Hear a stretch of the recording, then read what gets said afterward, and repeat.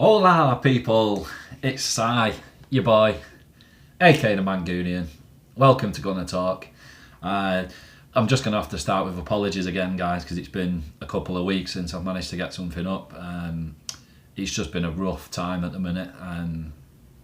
You guys that know my stuff with Big Sue, the chemotherapy's hit her for 6, struggling badly mentally at the minute, which is pretty tiring and wearing, not just for her but for me. She's just given up at the minute, so the options aren't looking great for how we move forward, but we try and stay positive and help her get through the other side of it, and hopefully that'll be the case. It won't be for a lack of trying, put it that way, because I certainly won't be giving up, and neither will my sister. So just for you guys that have been asking about that, yeah, it's not great at the minute, but we'll keep plugging away. It's just been a rough week in total, really. The news about Bolton and Bury, I know it's not Arsenal related, but there's two clubs that are pretty close to me. Bury, apart from Salford, is the nearest football club to me, and a club that I've spent time at.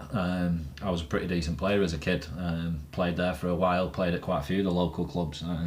So to think of these clubs as just no more, it's really disappointing, it's really upsetting, but this is what happens when people are allowed to run football clubs that don't quite have the money.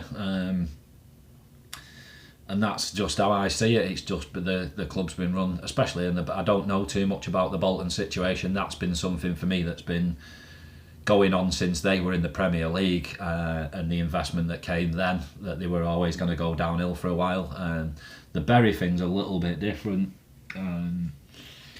But I'm more angry at the FA, really, for allowing this man to buy the club, because he hasn't got the means to run a football club, and he doesn't seem to have the nous to not just financially run one, but actually sustain a football club. And to see what's happened over the last few days, just really disappointing, and really upsetting, especially like for a local lad like me. It's really disappointing, and it'll be sad to see on Gig Lane what I'm sure will be a row of a Barrett estate or something instead. Just really sad, really sad. And I've seen a few people suggest, well, why can't players put money in? Why can't other clubs? I've seen people point the finger at Man United and Man City. How are they anything to do with it? I said to somebody, if I'm struggling with my mortgage payments, do I go to my two next door neighbours who are wealthier and say, well, help me out for a bit? Why? When they say why, and you say, well, because you've got more money than I have, so it's not their problem, is it? It's the same as this isn't Man United and City's problem. And I'm not being funny, within the realms of what you're allowed to do, without bordering on corruption, and passing money from one club to another. They've done bits. Man United have done plenty of stuff to try and help Bury out. Man City gave them a state-of-the-art training facility, that Bury have given back, that's not even in non-league standard, apparently, from the FA. So I don't know what more they could supposed to be doing. People pointing the fingers at them, I find pretty laughable, to be honest. It's not the right area or place to point your frustration, sadly. It'd be nice if Man United or City could, I thought, why can't City just turn Bury into a feeder club? It just doesn't work like that, but in an ideal world it'd be the way we'd like to be able to get away with it. But yeah, that's more sad news this week. And then it didn't get any better, did it, with our game? Where do we start? Leno, well, let's not get into the players, actually. Let's look at Unai, because it's the first time where I've really questioned him. I've seen a lot of people suggesting the tactics were terrible, and I'm not sure the tactics were wrong. I think the tactics actually were clever.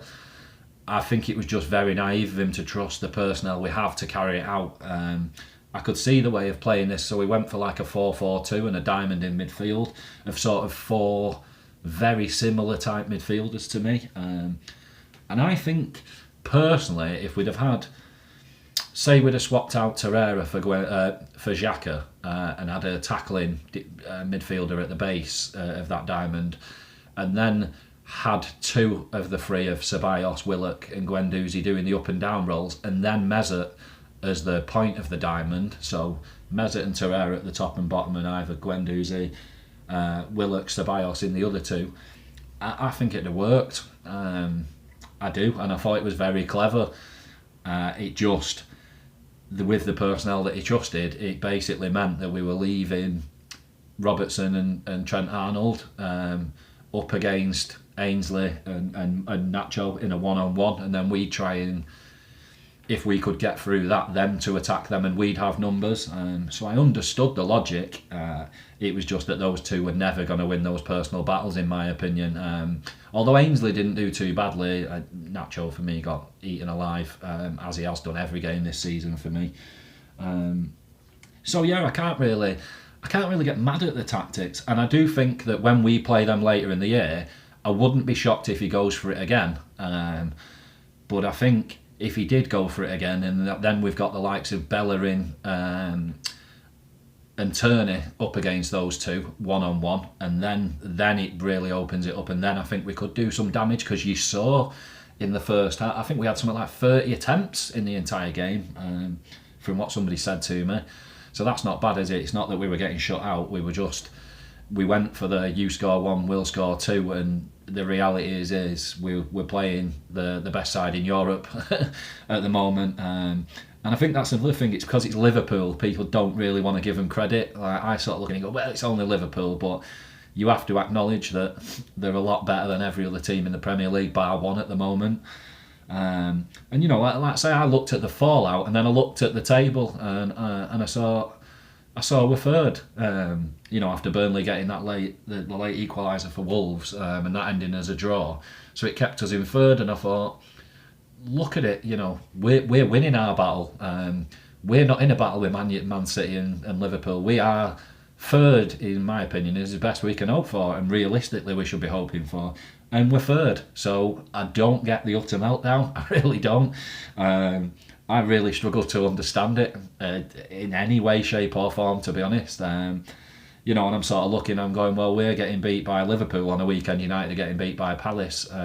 You know, Spurs are getting beat by Newcastle, who we managed to beat first game of the season. So there's plenty of reasons for optimism for me, and I really don't get the meltdown. And it feels a bit like last year for me, well, let's get these shitters out of the way early. You know, like the City-Chelsea scenario at the start of last season, let's get that out of the way, and then we can look up and look, you know, at playing what we'd call lesser sides. And I think we've got a great shout in all of them. And I think when it comes to later in the season, and we've got everybody fit and fighting, I think we'll give Liverpool and City games. So I'm not worried at all. I didn't see anything I really didn't expect to see, and I thought we were more in the game than I probably thought we would be. I thought we were going to get blitzed, just because of the quality of our opponent and where we're at the moment in our project. You know, we're just still at the start, and people need to realise that. You know, we're coming across a team who, like I say, are the best team in Europe. They were the best second place finish ever in the Premier League. You know, that had been enough to win it any other year. And we're coming out 3-1 where we've had chances, and you could say, you know, at certain critical parts of the game, we could have took it by the scruff of the neck, and we just didn't. And we had just that very rough period in the second half for 10 or 20 minutes where we just were totally under the cosh, and we couldn't swim, could we? We were sinking fast. But yeah, I don't have as big an issue with the tactics as a lot of you seem to have, and a lot of you have talked quite openly and honestly about it. And you know, I've seen people even suggesting Emery out, which I find mind-blowing. That, you know, take your love for Wenger to one side like I did. You know, a guy just rolling into games week in, week out, thinking that his way is the only way, and then that'll be good enough. And then when it wasn't, there was no plan B. Well, Unai has a plan B. He also has a plan C, a plan D, a plan E, all the way to Z. So I applaud him for that. I don't criticise him for it. And yeah, maybe he could have done something a bit earlier in the game, but he tried. He didn't.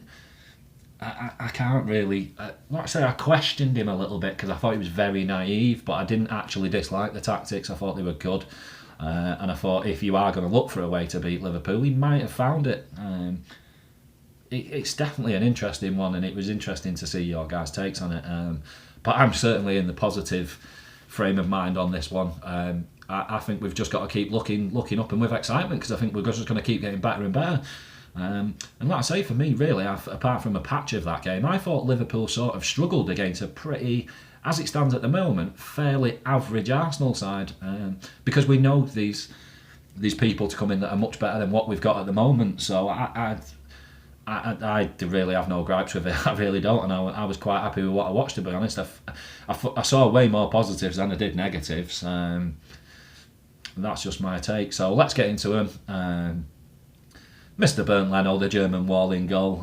Not so much of a wall as, I don't know what I could call it. But again, I feel sorry for him, because it's another game where I can't directly blame him for anything. But he's picking the ball out of the net 3 times, and in a game where it could have quite easily have been a clean sheet. And he had no chance with the goals. No chance for me. And what else he had to do, he did pretty capable, so he'd get a 6 out of 10 for me. As I say, he didn't really have many saves to make. It was just basically picking the ball out of the net 3 times off 3 attempts, so it's not a lot you can do about that. And I still think he's a bigger reason for excitement for me for this season, and will come up trumps at some point, no two ways about it. Ainsley at right back. I thought he had one of his better games, to be honest. I thought he kept Mane pretty damn quiet for me. Mane was the one I was really worried about. Salah's just Salah, and Firmino was pretty tasty when he wants to do a bit. But Mane was the one for me that would definitely turn up and do his bit, and I didn't think he got much joy out of Ainsley. I might be being a bit biased, maybe I have to watch it again, but I thought he kept him pretty quiet. I thought he had one of his more solid games. So he gets a 7 out of 10 for me, and I can't really rip him apart. And like I say, keep saying I refuse to, because he's playing out of position, so he's not someone I'll tar with the same brush as others who are playing in their positions. I bet you a lot of people gave him really low ratings for that game, but I thought he was pretty decent, I must admit, because I don't expect him to move mountains. So when he doesn't move mountains, I don't really lose any sleep over it. I expect decent performances out of him at right back, and I think on the whole we get decent performances out of him, or as good as we can expect. So I wasn't upset, and he gets a 7 out of 10 for me. Luiz picked up a yellow. I thought he was solid, but then you've got to say silly for the penalty. But then it's tricky for me, because I think, was it silly or was it clever? Because it's not like defenders aren't grabbing strikers. Name me a defender that week in, week out isn't pulling, trying to get in the head of a centre forward. They're all at it. So it was sort of clever but stupid. I was trying to weigh it up when I watched the replay of it, and I thought, did he really need to foul him? And I suppose it just comes down to you personally. Do you believe that it's a better chance letting just Salah go in on goal, a different sort of non-straight on angle, and backing and Leno to keep it out, or do you fancy Leno's chances more just from off the spot? It depends how you look at it. And he just got caught doing something a little bit, but it's part of the game. I can't even really call it silly, because I expect defenders to have to grab hold of the shirts of strikers. You can't really play without doing that. And I noticed how Van Dijk did it. I can't think who won. Against us, and it was the exact same thing, but that just totally went under the radar because it just wasn't as obvious. But if it had gone to VAR, they'd have had to give a penalty because it was for the exact same thing, which was shirt pulling. But yeah, I can only mark him down on that. But I think he was pretty decent apart from that. So he hovers in between a sort of 6 and a 7 for me. I will say 7 because I thought he was pretty good apart from that. Socrates, solid without being spectacular again, just the usual that you get from him. And he was very similar to Luiz for me on ratings, very much just in between a 6 and a 7. Not mind-blowing, but not terrible enough to hammer him. And I think that pairing is okay.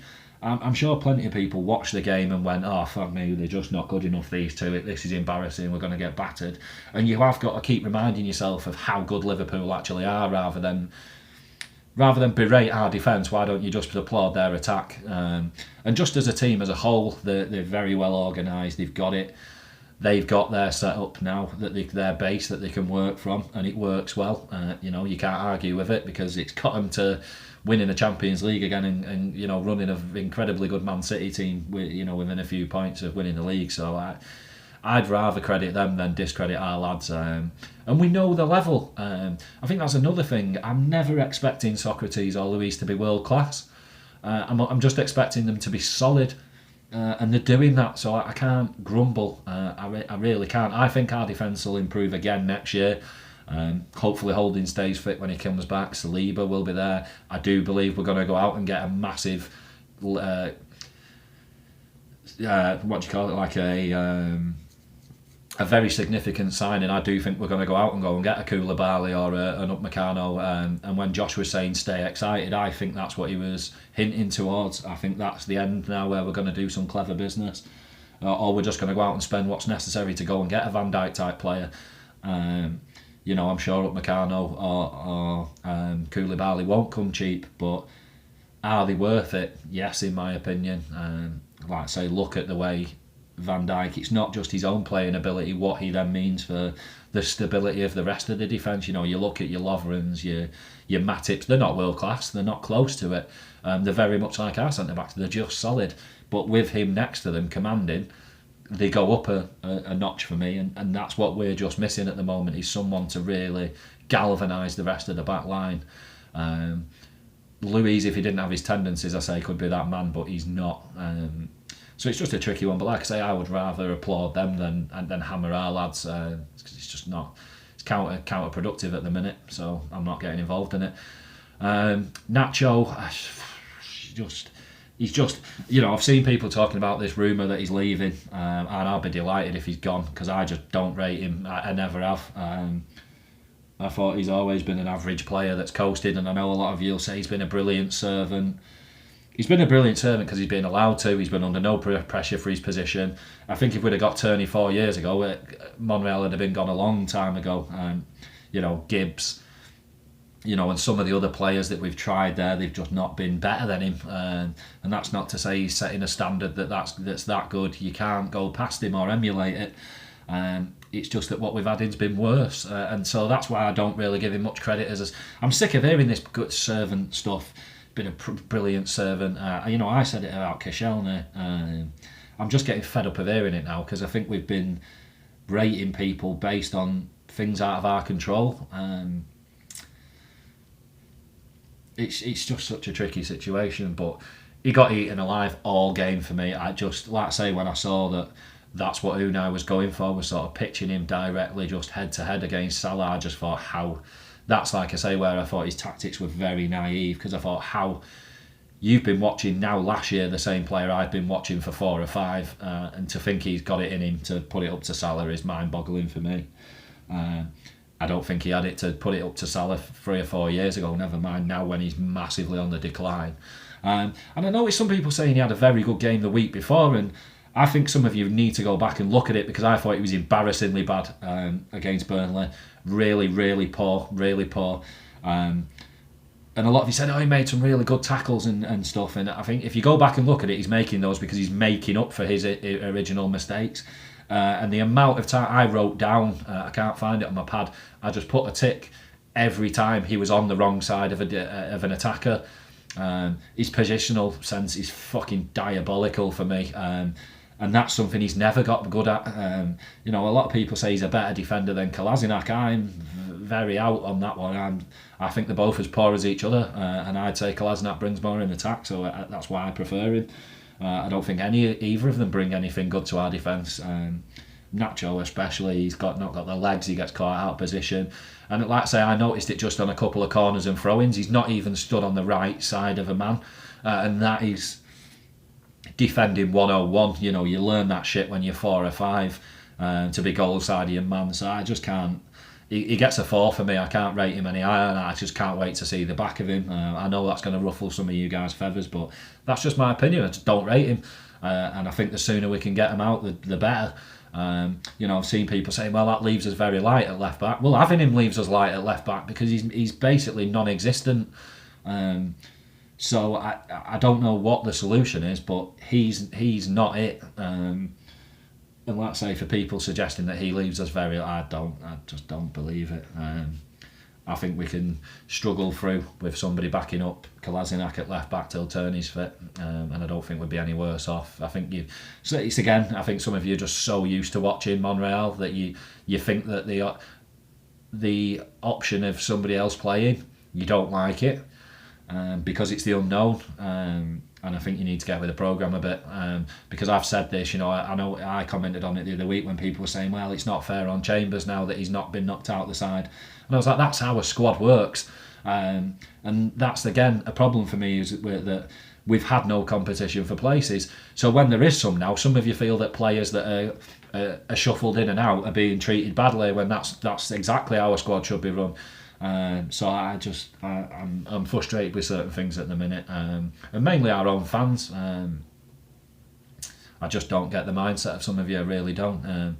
This guy's been running in treacle for 3 years for me, and he's just getting soupier and soupier and thicker for me, because he's so far off the pace. We might as well not play him. We might as well just play with 10, or just go for free at the back. He is that much of a liability for me. That's my own personal opinion. Let's get off him. Gwendo, he was my man of the match. I thought he was really, really good again. Very busy, very lively, involved in anything good. And again, that obvious, like I said, that he's noticed that Xhaka's the weak link, and if he wants to become a permanent fixture, that's whose position he's going to take. And I think he's doing it comfortably. He does everything that Xhaka does and more. And it's just nice to see when he puts himself at the edge of the box for a ball from the defence to alleviate the pressure. You're not watching them turn like a fucking canal barge to try and get it onto their only good foot. Guendouzi can play it with both feet, and he has that ability that if the pass isn't on, he can break the line, and that isn't something Xhaka can do. And it's why I would pick him over him every week now. He's come on leaps and bounds for me from last season as well. I watched him in the under-21 stuff, the international stuff, and he looked a different player. And he sort of just got thrust straight back in off the pre-season, and he looked a totally more in command of his own performance player. I noticed instantly he's not getting mugged off the ball as much as he was. He's become a lot more switched on and aware of his position, and how important it is for him to not lose the ball. It's going to happen because he's putting himself 100 times a game in a position where he can lose the ball in a dangerous place, but he doesn't. And for me, he loses the ball a lot less than Xhaka. That was people's only real gripe with him last year, was he was a bit soft in. Once the pressure came, he sort of fell over looking for free kicks, and they weren't coming his way, and then he was leaving us in pretty dire situations. But that's no different to what Xhaka does, and he brings a lot more to the party for me. He gets an 8.5 out of 10. I really enjoyed watching him play again, and he does scream to me future captain, someone that really cares. His reactions just to miss shots, goals, I love. It's the first thing I look for out a picture is where's Guendouzi sort of punching the pitch or over to the fans giving it the bigging. I really rate him, and I think he's going to be a massive, massive part of our future, and anything good we do. I've really enjoyed watching him again. We get to my mate Xhaka. He was alright. He gets a 6. It's just meh. It's just a proper meh performance, and that's all I expect from him, and that's all I ever get. And again, just watching how easily a team like Liverpool suss him out, and they just know to put pressure on him. Just put pressure on him and show him onto his right foot, and he will go backwards. And again, I had somebody showing me stats of his passing and how many passes he makes, like they make a difference. Like they're really a telling stat, and that's what I find embarrassing, that they don't really prove anything to you.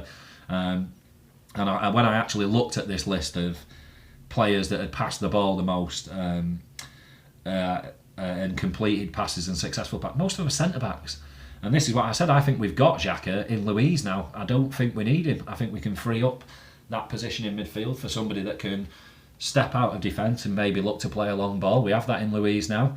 And I said, I was joking, but sort of joking, not joking. I said I'd rather play Luiz at centre defensive mid, and I stand by that because he brings everything Xhaka does, plus a bit more. Somebody pulled me on it and went, "Well, Xhaka's got a peach of a left foot." David Luiz has scored more goals than Xhaka. I've not looked at that, but I'm going to put my neck on the line and say that that's a fact. He can hit a free kick a lot better. He can deliver a ball a lot better. He can ping a 40-yard ball a lot better. He had the most of those last year. He's just a better player for me.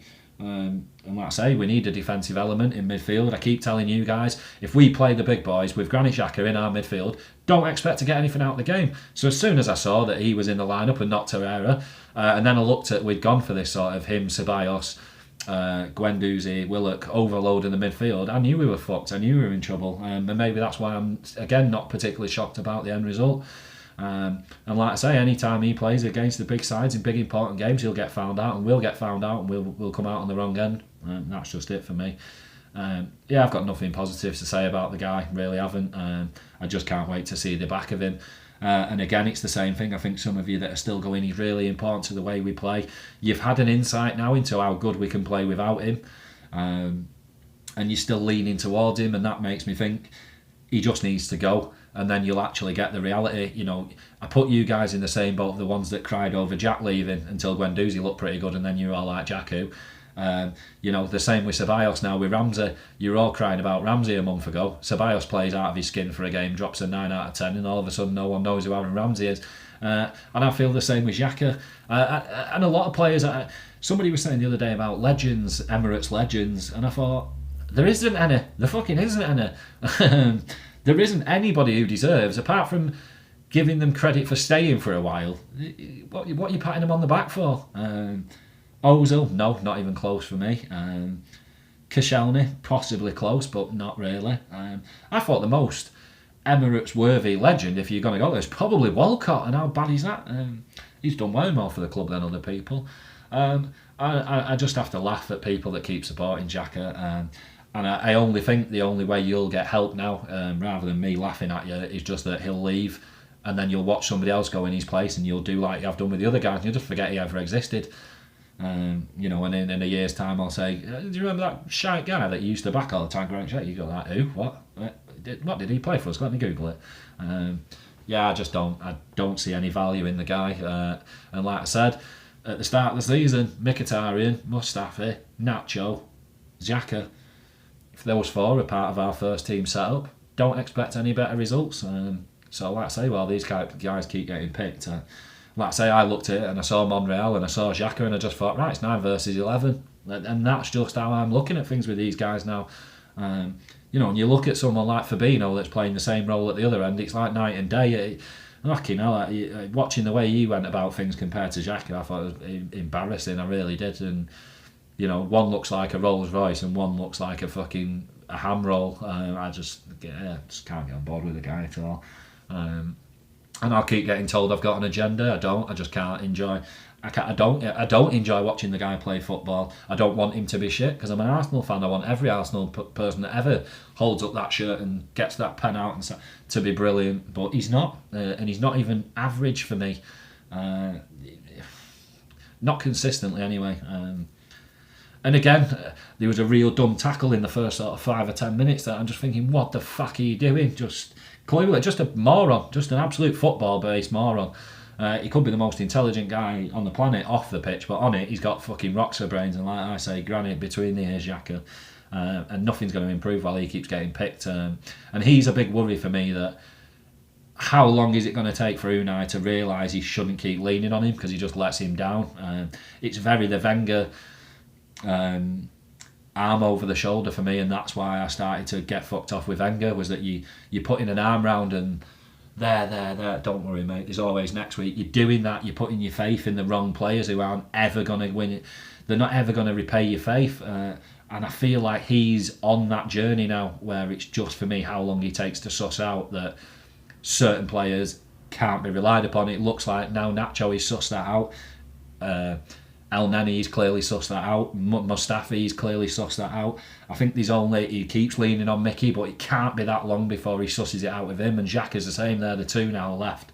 That he's got to wake up for me and realise that while he keeps trusting these guys, he's just going to keep putting his own job in danger, and we're not really going to improve. Let's get off it. Willock, I don't like him in that centre attacking midfield position. I don't think it suits him, and that's something that made me think about the personnel we've got at the moment. That is, without Mesut in the midfield, playing a free is a bit tricky, because all of the midfielders we've got all want to come from deep. And that's one thing I've sort of noticed. They're not similar players. Willock's very different to Guendouzi. Guendouzi's very different to Ceballos and vice versa. But they all want to break from the deep and start the attack. And that's what I think we're going to have a bit of trouble in getting that mixture right. Like I keep saying, I think we've got to have Torreira at the base.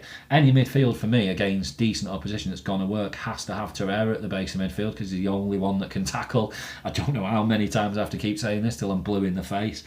And it's a massive oversight for me if we pick a team without him against any of the big sides. I think we can get away with just 3 footballers in the middle of the park against the lesser sides, but against teams that are going to put a ball-winning midfielder in the middle of the park, we're fucked. So like I say, for me, we could have got rid of it with any of the two, plus Torreira. No Torreira, no party for me. And like I say, it's going to be tricky, I think, going forward with this. I think it's going to have to be where sort of all 3 sit deep and Torreira stays there, and then the other 2 make their way up and down the pitch. That's the only way I see it working with the personnel we've got. But yeah, I thought he looked good with not holding against him playing out of position. I just think he doesn't know naturally how to play that role. I think it'd be the same if you put Guendouzi there. I keep seeing people put Ceballos there, and I keep saying, what evidence have you got that he's a 10? There's none. He's never been a 10. He's either box to box or deep line playmate. I don't know where you keep putting him there. I don't know where this information comes from. I don't know. Maybe it's because you fancy him to score a shot more than the other. I don't know. It's an odd one for me. I've seen people do it with Torreira. They'll put Torreira and Xhaka in a team together, and they'll put Xhaka at the base midfield and Torreira in the middle somewhere, and it's like, what the fuck are you doing? It's so strange to me. But yeah, I think he's just still building on his pre-season, and I think he's going to be a lot more influential this year than any of us ever anticipated. He's been a real bright point for me, and I think he's going to keep being that throughout the season. He gives us another option of something totally different that no one else brings to the party. So I'm just going to keep watching Joe with excitement and keep watching him flourish and grow, and I think he will throughout this season. Going off his transformation from last year, the only way he's up at the minute. Ceballos, the other man in the midfield, there's not a lot I can say really. We've had a real Jekyll and Hyde from him, haven't we? We had the week before where he was dynamite, and then at weekend where he just wasn't out the races, he was well off it. Couple of things that he did really well, but it just all looked a bit too much for him. He was real rabbit in the headlights for me, and I've seen people writing him off again, and it's like, he's been here for 2 games. Is he fully fit? No, probably not. Is he up to speed with everything that's going on? He's at a new club, new manager, new players, new tactics. I think he's doing all right. If he drops one big 9, 10 out of 10 every 2 games, I'll be more than happy. And he's doing that so far. So it's sad, because I think that game, the performance the week before, I think we were all expecting big things from him, and it's like, he can now be a bit of a game winner for us, and he just didn't show, did he? He was trying, but nothing was really coming off for him. And I think that's what he's got to learn, is that the good teams in our league are very fucking good. Whereas in Spain, I think, 90% of the time you're playing pretty average sides, and you get to get a bit lazy. And I think he's realising the intensity of the Premiership now. I think it's sort of smacked him around the chops, and he's going, all right, yeah, I've got to find a bit more here, if I want to be consistently good. Yeah, he gets a 6 now. I don't really want to rate anyone. I know I've rated Nacho and Xhaka lower, but I don't want to go too low. Oba, again, I don't think that position suited him. It seemed that when it was working for us and we won the ball back from him, and then it was our chance to counter attack, Pep would have the ball on one sideline, and then you're sort of looking for Oba, and he was right over the other side, and it's like that's where we sort of needed the lacquer element, or an Ozil, someone that we could come back into the middle of the pitch and then go the other side, or come back out again. We didn't have that option. It was just, it's got to come all the way across, or one of these guys has got to burn a lot of energy getting into the middle of the park. And it started to tell for me, especially with the midfield diamond, because those guys, it seemed to be Guendouzi and especially Willock seemed to be having to do the coming out and covering and trying to help out, and that must have killed those two guys. Energy wise into the second half, definitely, because he told, because we really struggled for a big segment of that second half. But yeah, he looked lively again, Ober, and I think we've just got to not do him a disservice. And if we can get the service to him, he'll do big things. No, he looks so up for it. And the little bits of interplay he did have with Pep looked lively, and I think once we get that Pep, Lacquer, Ober front three in full swing with possibly Ozil behind it, I think we're, the only way is up for us. I think we've got a lot of things to be positive about. And I thought he looked really lively. He gets a 7 out of 10 for me. He looked decent again. We just need to make use of while he's in this purple patch, because it'd be frustrating if everyone else kept going and then Ober has a lull. We need it all to happen at once, really. The debut, man, Pep. He got his proper debut, didn't he? From the start, and shit, the bed he looks good, doesn't he? I watched him quite a lot last year, so I kind of knew what we were getting. Very JJ Okocha for me.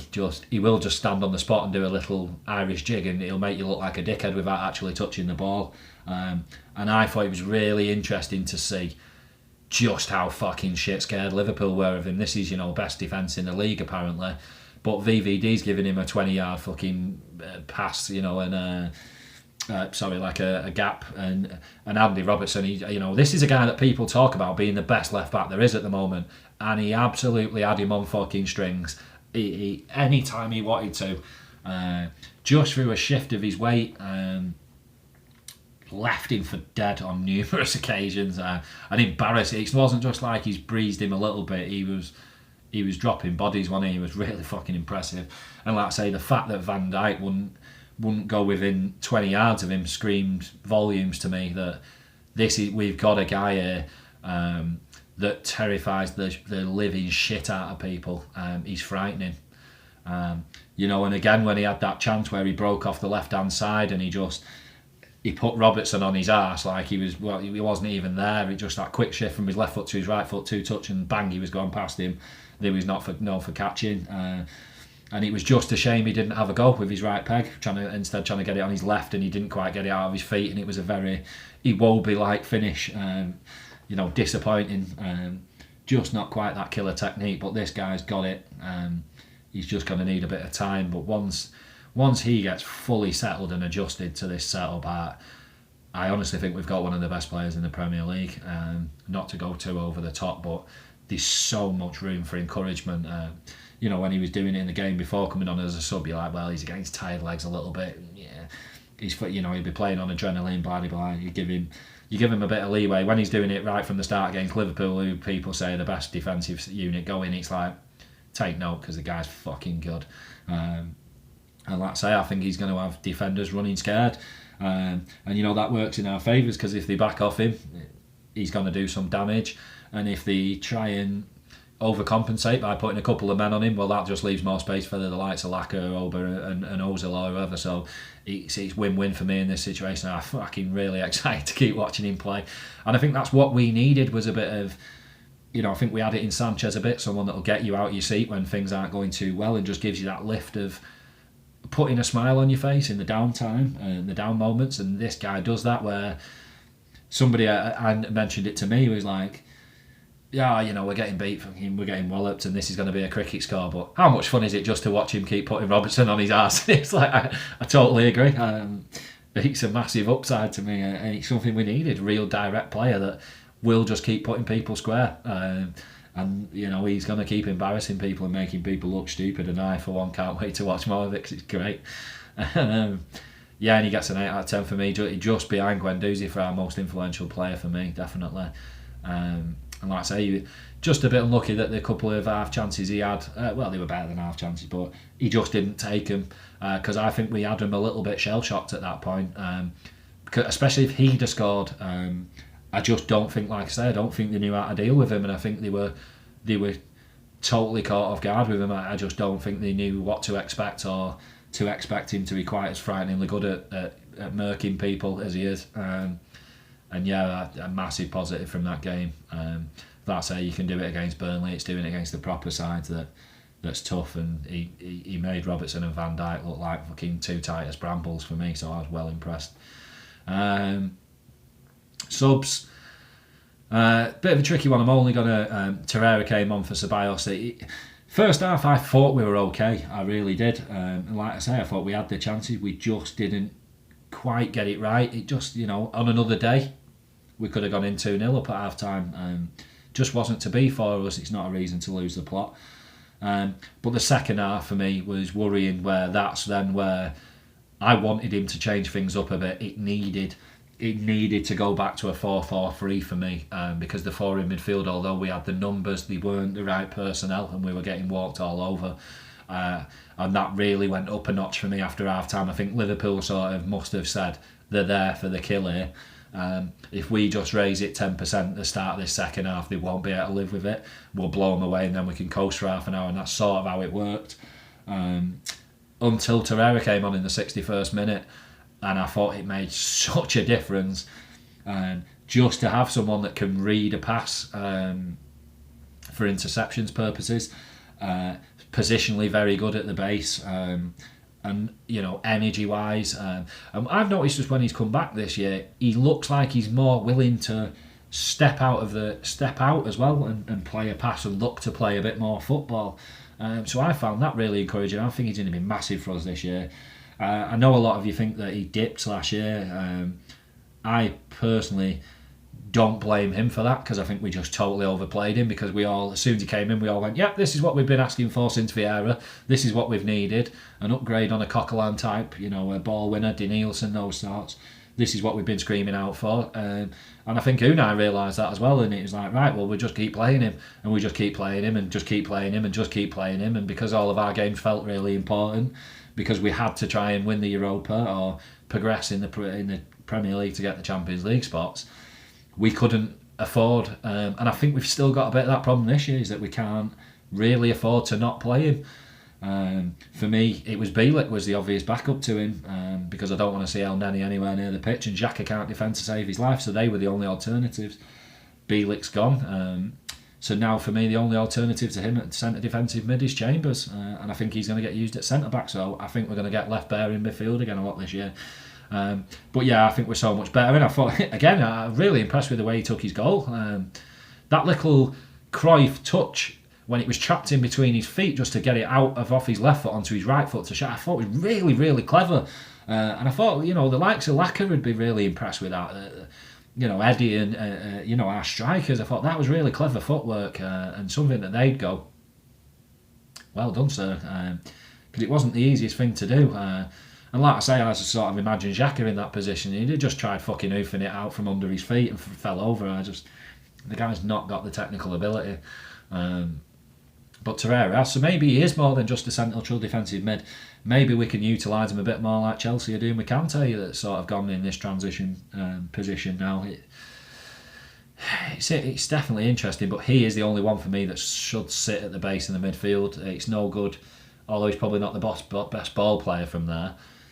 It doesn't make sense to have him sort of at the side of a two with Guendouzi at the base, because then he's got to drop back in to do with the tackling anyway. So I'd rather have Guendouzi dropping in from the side position and then moving back than the other way around. But yeah, I thought it made a massive difference when he came on, really steadied the ship. We looked more like a unit, and a team with a bit of guts and bollocks that can actually win the ball back. He gets a 7 out of 10 for me, although he wasn't on for a ton of time. It was enough to make a difference. And the goal, I think we just needed that goal to show that we can score against teams like this. It's not, at the moment, I think it's unrealistic to believe we can beat these sides regularly, but I don't think it's overly optimistic to believe that by the end of this year, in this season and then going into next year, we can really put it up to these sides. They're not unbeatable. You've just got to be very good to beat them, or tactically very astute, and I don't think we were really either at the weekend. The other guys, Laka came on just for a little quick cameo in the 81st minute for Willock, and then we seemed to switch then to the 4-4-3, and it seemed to work a lot better. And Guendouzi went off for Mickey in the 86th minute. I'm not going to rate these guys because it's not fair, it's not enough time. But I was really shocked he brought Mickey on.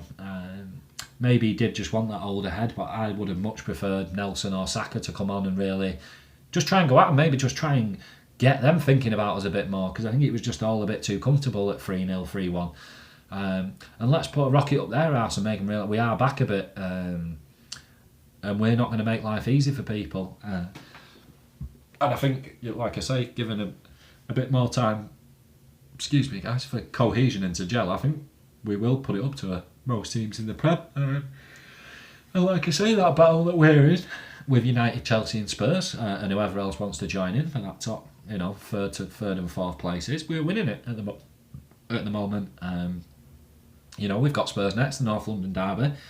There's a chance for me, the most realistic of those rivals, to really challenge us. The one that you'd say, if you're going to say who's going to finish third now, for me it would be Spurs ahead of United and Chelsea. We can put a bit more of a gap in them. And looking at watching them play at the minute, I'll be really disappointed if we can't get 3 points out of that game at weekend. I think we've got more than enough to frighten them at the minute. And I think the slight improvement in our defence is enough to keep them fairly quiet. So it's going to be an interesting one, and one that he will have to tactically get right, because I don't think we can afford to lose this game as well. I said to you guys, all I hoped for out of the first 4 games of the season was 4 to 7 points. We're on 6. So I would take a draw.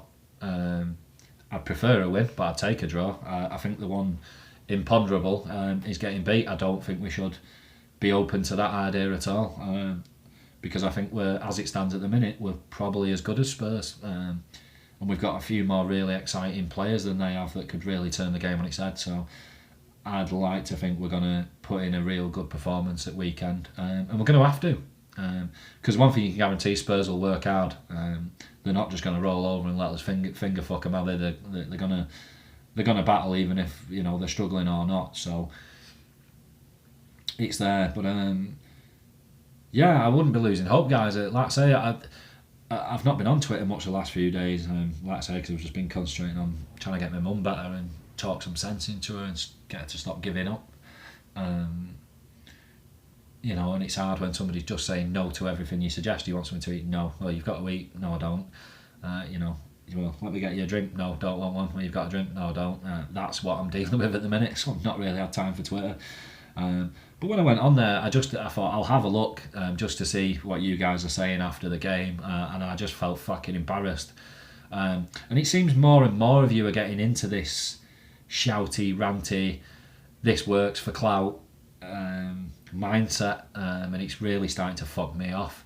I'm trying hard here to put out some content, and it might be shit, but I'm trying to put something out that's well thought out, objective, and I'm struggling for support from you guys. And then I watched somebody else, I don't want to name any names, but someone who likes to shout and scream set up a channel, and within an hour he had fucking nearly 1,000 subscribers, and I can't even get to 60. So I just sort of sucked the life out of me, to be honest. And it feels a bit like, if you want to get somewhere doing this sort of thing, you've got to be like that. You look at the DTs and the Goldbridges, and Goldbridges isn't even a United fucking podcast anymore. It's just Arsenal, because he knows that we're reactionary, we're irrational, and it gets him traffic. Is if he posts about Arsenal, it gets him more numbers, than it does talking about United, and that's why we get mentioned so much in the press for me, because, as I keep saying, the Sun, the Star, the Metro, all these public,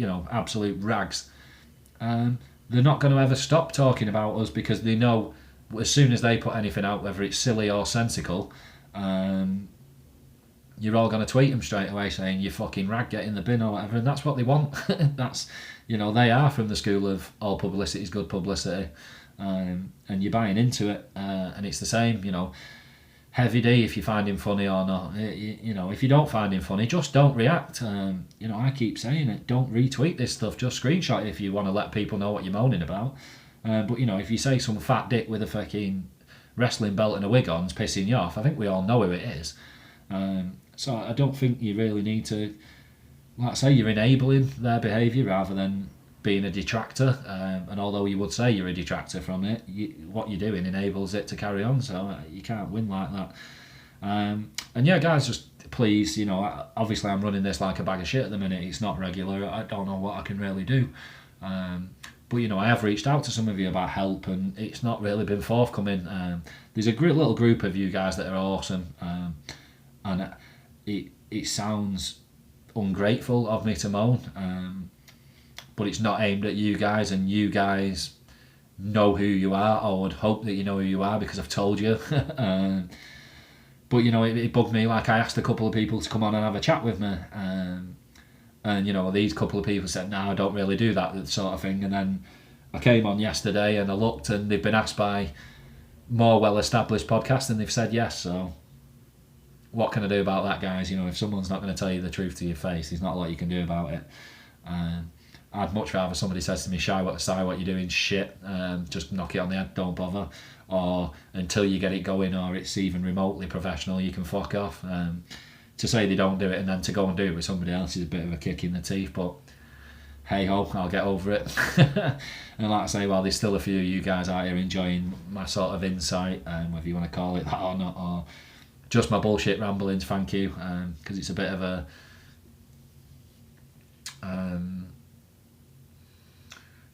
way out for me at the minute. It's something that keeps my mind thinking about things other than depressing shit that's going on at the minute. So thank you for that, guys. You're giving me a reason to sort of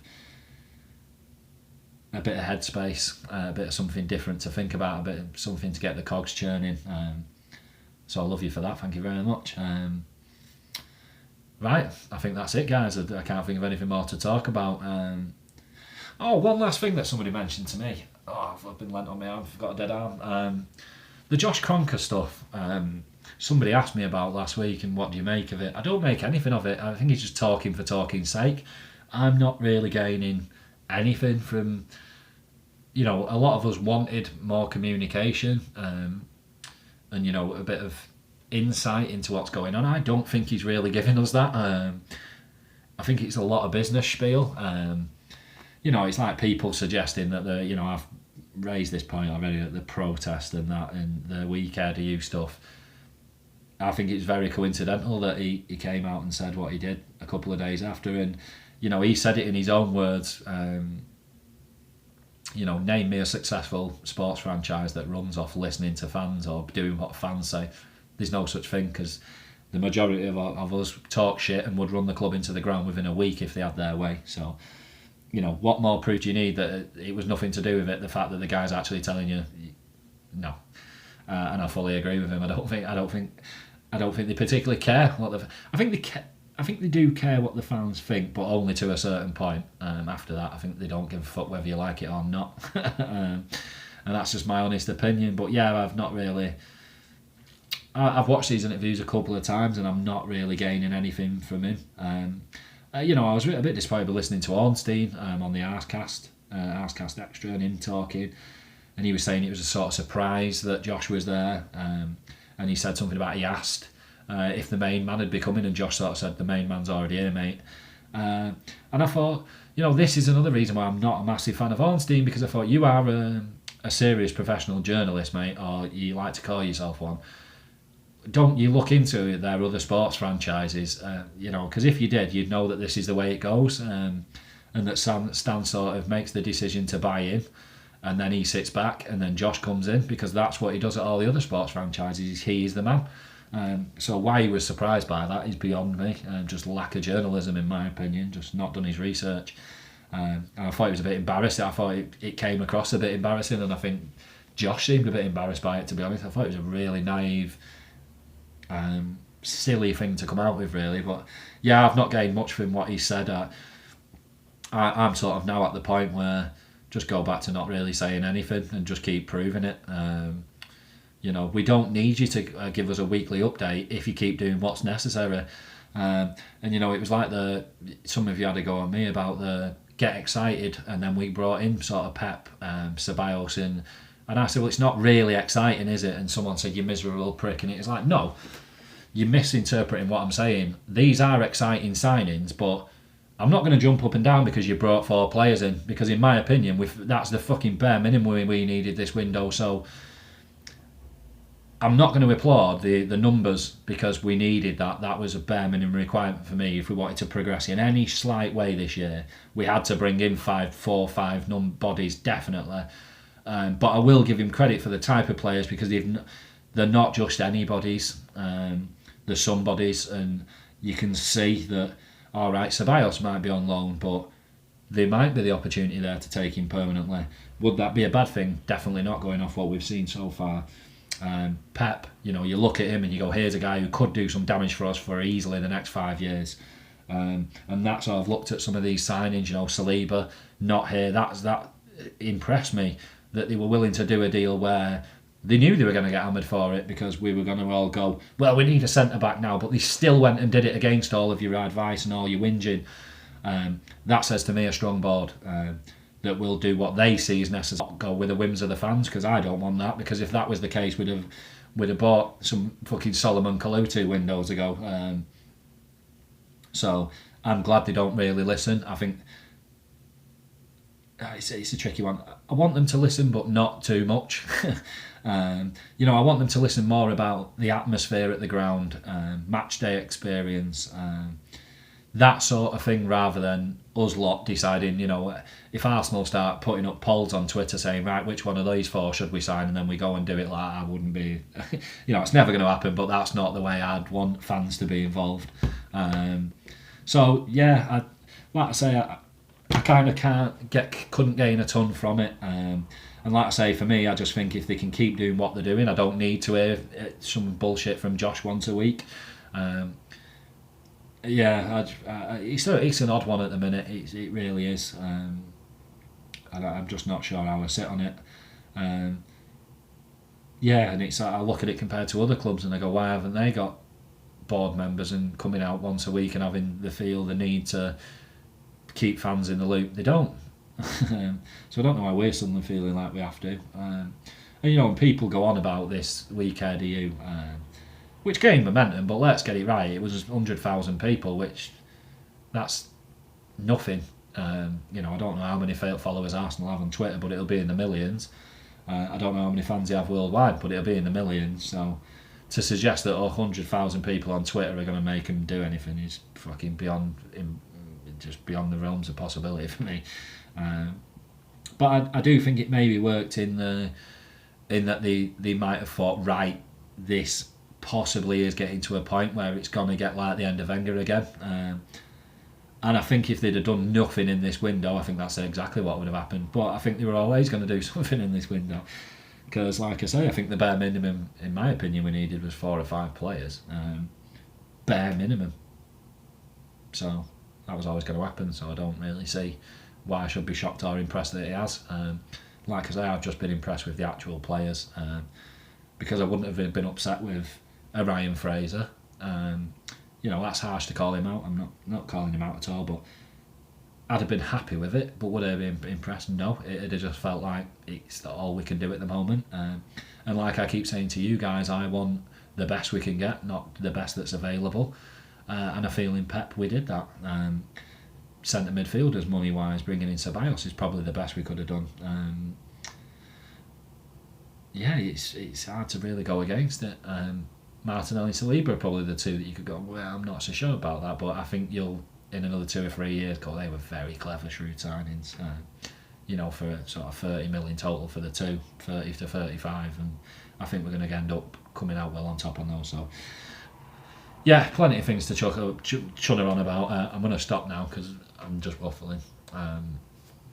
But once again, guys, thanks for your time, and please keep supporting.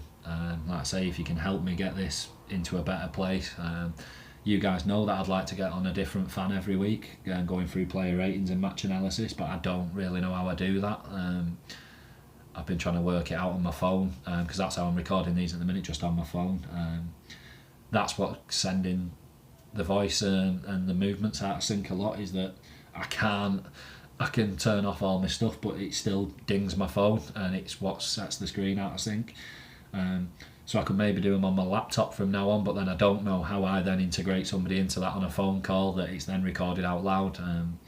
I'm just not a tech guy, and I'm never going to be. It's not for me. Maybe you guys know someone that's already doing a podcast that's at a better place than me, that I could just join in with them. Who knows, but I'm open to any suggestions, guys. And I hope it's not been too much of a drag, and thanks for getting involved again. enjoy the rest of you Wednesday. It's Wednesday. Take it easy. Signing out.